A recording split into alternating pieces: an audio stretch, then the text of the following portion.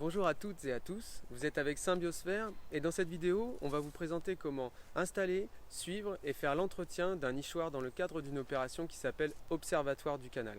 Cette opération, elle est pilotée par les Voies navigables de France et elle consiste à distribuer 430 nichoirs le long du canal du Midi à des collectivités, des entreprises, des particuliers, des établissements scolaires dans le but de préserver la biodiversité. Si vous candidatez et que vous êtes sélectionné, on va vous remettre un ou plusieurs nichoirs, que ce soit pour chauve-souris ou pour chouette, en béton de bois ou en bois massif. On a un exemple ici de nichoir à chouette-chevêche en bois massif qui peut accueillir également de la huppe faciée, du hibou petit-duc et si vous avez de la chance, du roulier d'Europe.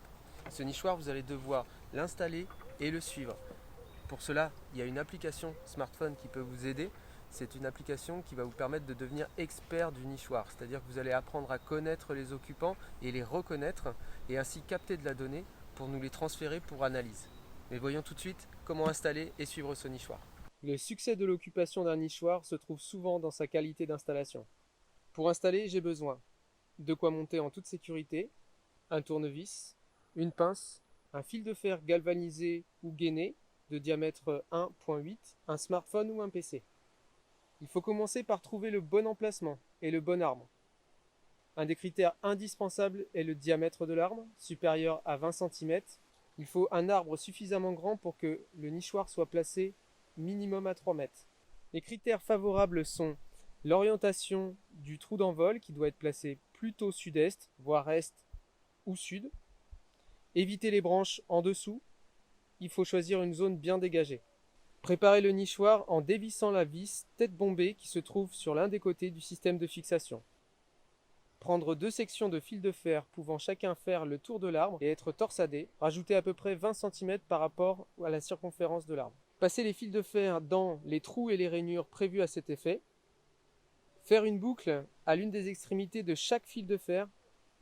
Ramasser et mettre dans sa poche des petits rameaux de bois mort pour protéger l'arbre du fil de fer lors de sa croissance. Disposer le système de fixation à l'endroit prévu, passer les fils autour de l'arbre, puis dans les boucles, et torsader sans serrer.